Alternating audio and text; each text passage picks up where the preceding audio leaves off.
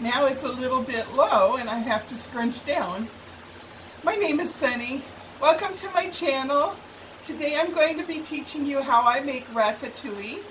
And it's a beautiful and delicious vegetable stew, very rustic. And it originated in France long ago, hundreds of years ago. And I make it in a unique way. And it's very delicious. Even my friend Alberta likes it very, very much. And my husband loves it. And now you traditionally would make it with herbs de Provence, which are, you can get it in a bottle that's already mixed. Look at TJ Maxx or Ross's, but for really reasonable rates on those. If you don't like the kind of herbs that are in herbs de Provence, then you can do like I do. We like the more Italian herbs. So, what I wanted to tell you, today you're going to have to use your imagination a little bit, because I thought I still had my normal Italian herbs that I always use in the refrigerator. Well, now this is my rubbish bag, and the reason it's in my rubbish bag is because it's going to go out. These things that I use, you will find in the produce department in the cool section, like where they're keeping their lettuce and stuff, okay? And they're a little bit on the expensive side, but they're wonderful. And it's called Gourmet Garden. They come in tubes such as this. This one is the parsley. But I looked at the expiration date and it's best used by December 20th last year. So I'm throwing that out. I use their garlic. I love to use their garlic. Now, they have these tubes in these flavors. It's called a stir-in paste, okay? They have oregano, cilantro, basil, dill, Italian herbs, which is my favorite. And I usually always have basil in the house. I usually keep, this one is ginger. I keep ginger in the house. What else do I have? All of mine had to go out. Italian herbs, as you can tell, that's the one I use the most. This was supposed to be used by 2016, and I know that I bought one just 6 months ago. So what I'm thinking is that I used pretty much that one, and I thought that was the old one and threw it away, and when I had two of them, by accident I threw the good one away. So they have garlic, ginger, chunky garlic, which I personally would never buy because I don't like chunky garlic, but you mind. Basil, Italian herbs, parsley, lemongrass, and chili pepper. Oh, and Thai flavorings, okay? So I'm going to use my garlic today. Oh, I just had my protector for my screen fall off. No bueno. Now, the cell phone cannot drop, okay? So anyway, these are all going in the rubbish. So, I went to get into the dry herbs that I keep in my kitchen, and I was all out of Italian herbs and dry herbs too. So this is going to be interesting. The one saving grace is that I always use a little of this in place of tomato sauce.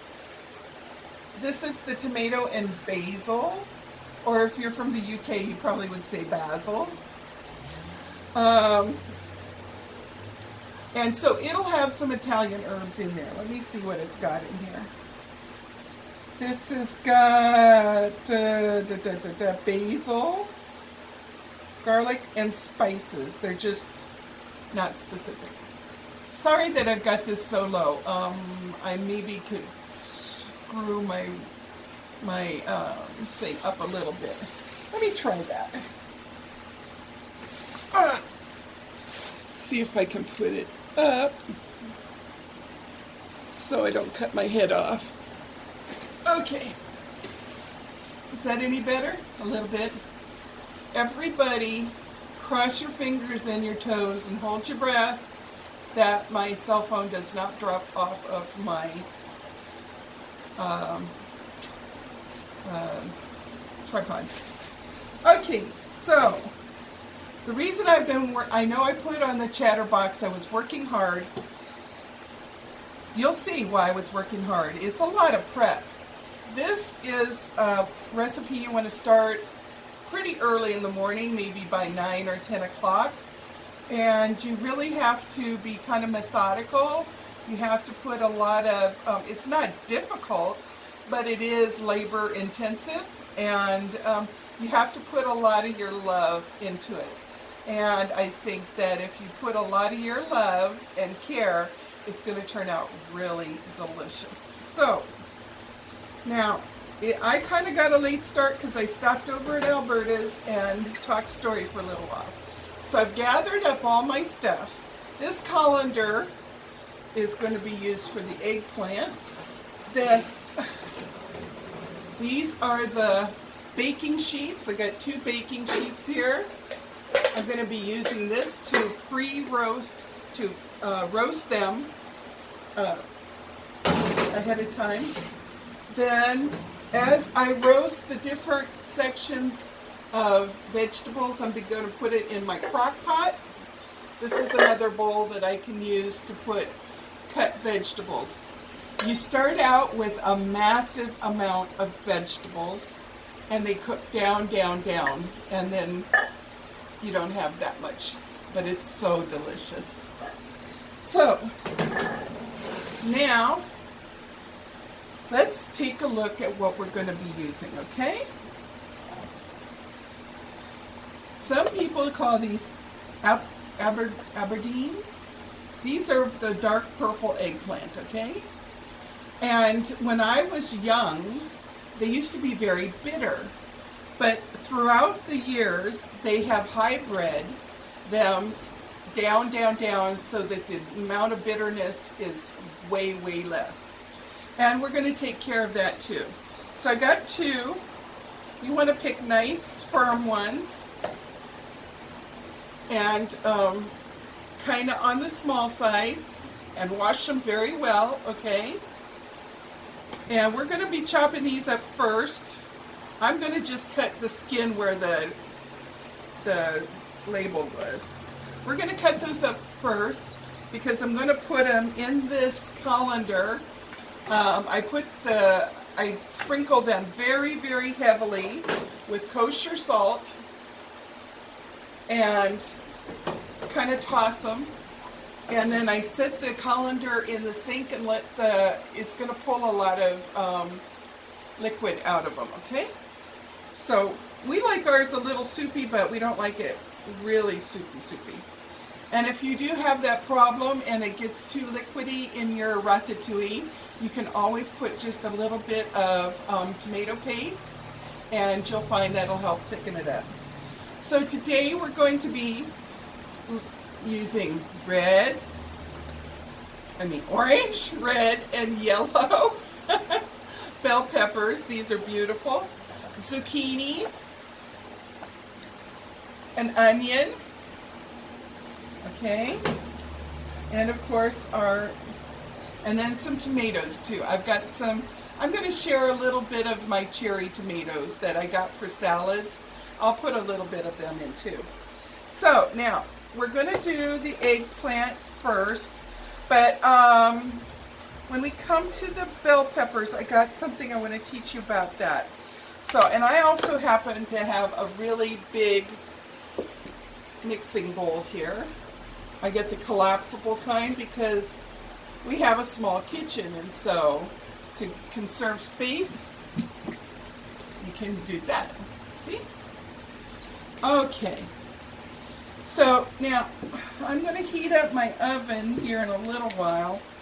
The idea is to pre-cook, because normally people just cook it in their oven or in their crock pot, one of the two. This will give you a better, more rich flavor, okay? By doing it the way that I do it. Because it's going to build in different levels of flavors by roasting it first.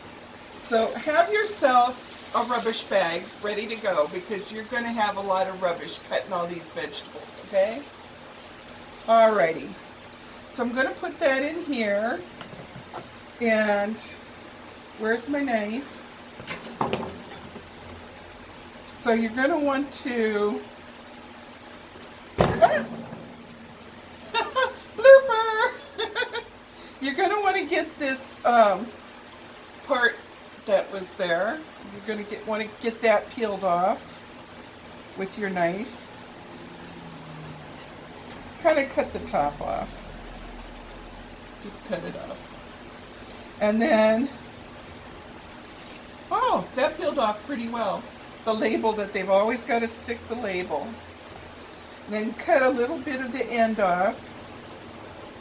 Now, some people like the skin and other people's don't.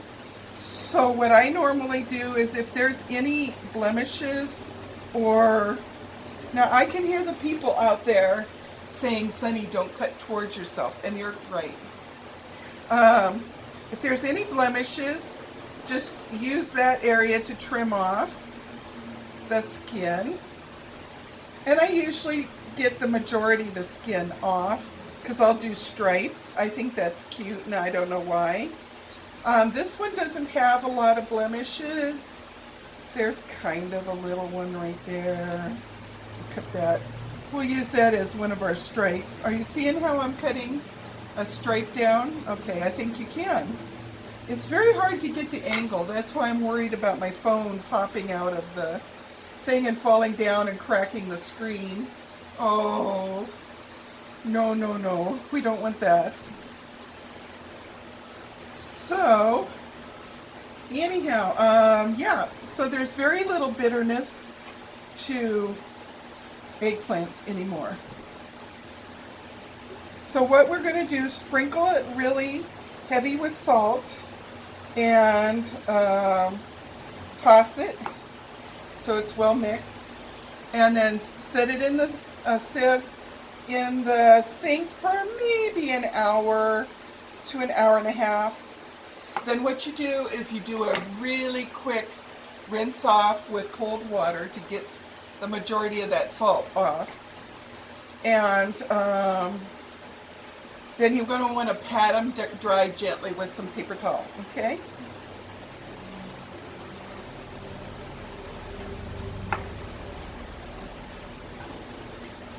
So, how you been doing? I've been working on this all morning because I had a new fall or autumn, whatever you like to call it,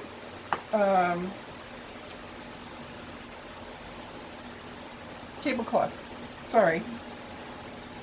And I wanted to scrub up the table. My big glass cutting board needed scrubbed. I highly recommend anybody just getting setting up their kitchen. I highly recommend. I see it's already starting to turn brown a little bit where I cut it. And I like it in big chunks. They cook down and they're smaller then. So I cut it in half. Now if you've never used an eggplant before, this is what its insides look like. Okay? I'm sorry that I'm so far away from the camera. So you don't need to take these seeds out, okay? You don't need to take this out. So I'm going to cut this.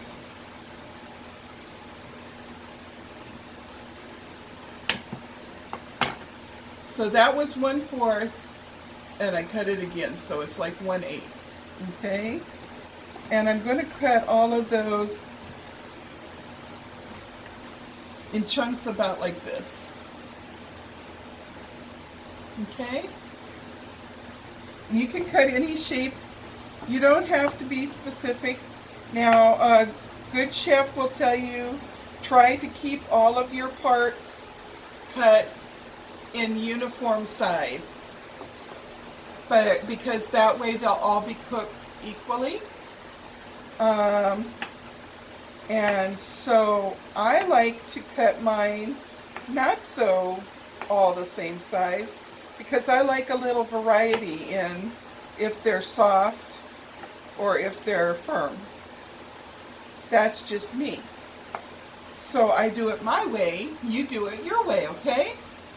If you like everything very consistent, by all means, make sure you cut it. And you don't have to cut it this shape. You know, you could cut it, let me make another suggestion. This time I took the 1/4, and instead of cutting it in half, I cut it like that. So it's a little less wedgy on this one piece here.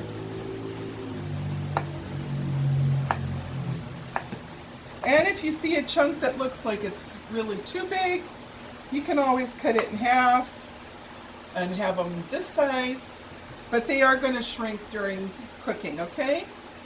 So just chop that up. Usually I'm chopping for about an hour, so I don't get real fussy about it, okay? Now here you can see again the consistency of the inside. Maybe I'll cut this in thirds. Chop, chop, chop, chop, chop, chop. Okay. This one looks a little chunky, a little too chunky, so we'll cut that in half. And we'll let some of the chunky ones get in. And then there'll be some smaller ones. It's okay. You know, if according to me. Maybe not according to you. So cut them consistently if you like that. It's going to be cooked for such a long time, it's going to get soft anyhow. Even the big ones are going to get soft. So, I will do this other one in a minute when I turn this off. What I'm going to tell you about bell peppers, if you don't know. What you don't know is a lot. As one of our good friends that we love says. Okay, have you ever wondered why some bell peppers have 3 bumps? These both have 3 bumps on the bottom. You see that? And some bell peppers have 4 bumps, like this. Now, if you're new to cooking, and maybe if you're not even new to cooking, you might not know what that is. Okay, well,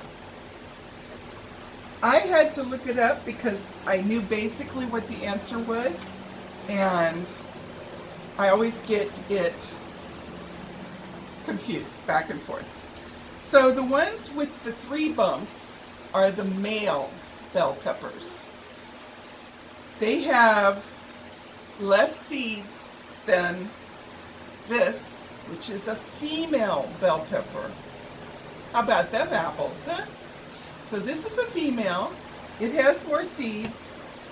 These 2 are males, and they have less seeds. See? 3 bumps.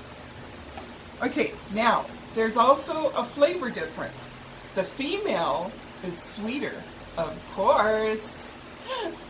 And she's got more seeds, she's sweeter, and so she is better if you're going to put little strips on your sandwich or in your salad, or maybe on a crudité, you know, a vegetable platter where you got some hummus or some ranch dip.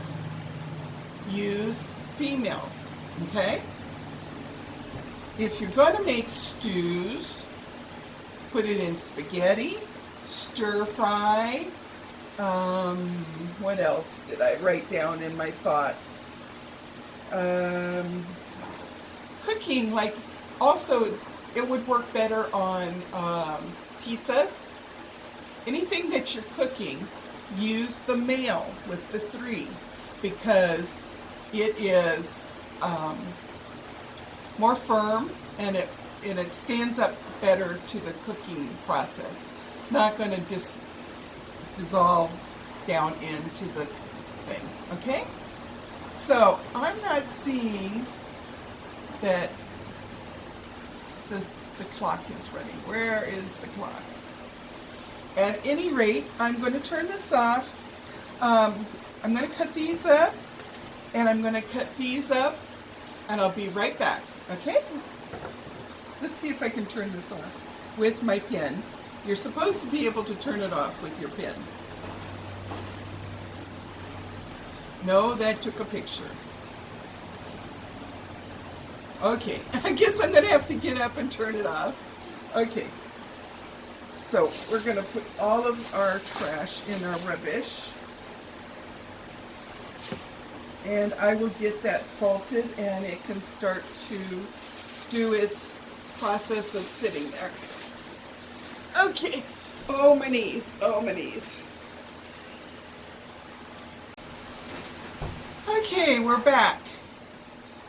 I'm not having good fortune with my cell phone, and this thing from the Note is supposed to be able to turn on making a video and turn it off. Doesn't work. Try to do the voice commands, doesn't work. Okay, so I chopped up the zucchini. The reason I did not chop up the bell peppers is just in case some of you new to cooking don't know what to do with bell pepper. So you're going to slice this way, okay, and slice this way. You can get a lot of the meat off of there. I'll show you. This has no seeds in there, and it really doesn't have any membrane to speak of. So I'm going to just cut it into chunks like that. I think I'll throw it in this bowl. Okay.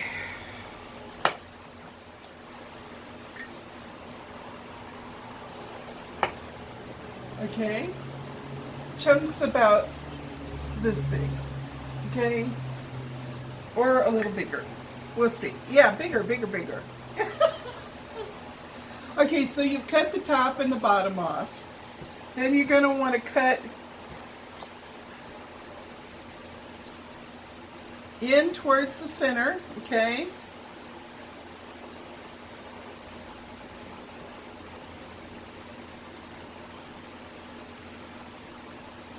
And then you cut all these little, like that, all the way around. You guys be way more careful and don't do it up in the air like this, showing somebody, okay?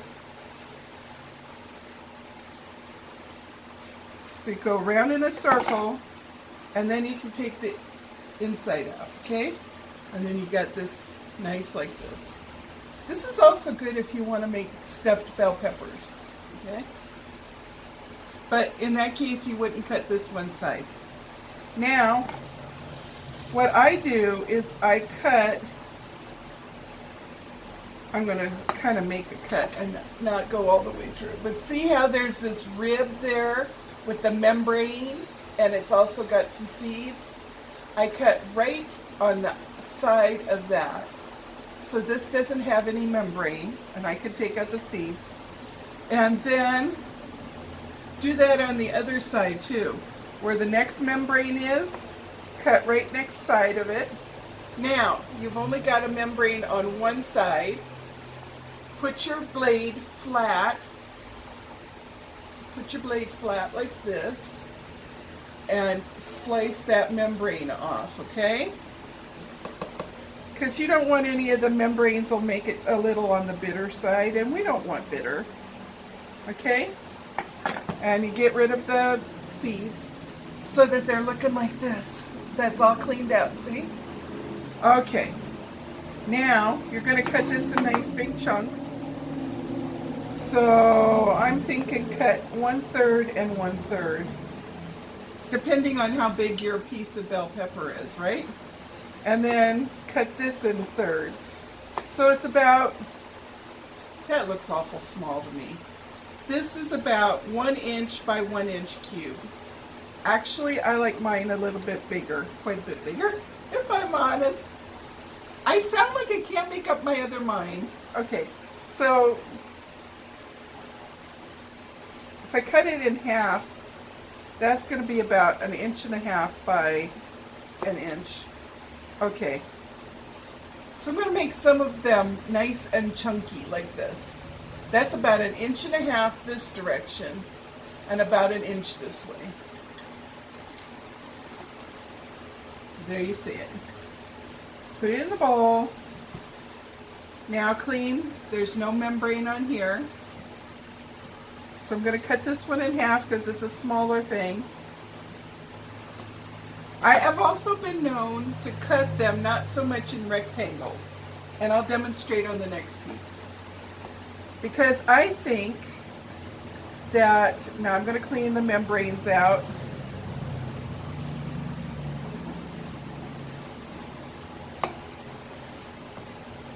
And please wash your hands very well with hot soap and water before you work. I wash mine many, many times while I'm working with food because I'm a little bit of a germaphobe, okay? So, but you don't have to get that carried away with it. I can't seem to relax if I don't. So I just let myself be me, even when I'm with myself only, okay? So these, you make sure you wash your produce really well. You don't want to get any of that rat lung, whatever it is. I don't waste anything. Even off of this top, I'm going to trim little chunks all off of that because that's flavor that we don't need to get rid of.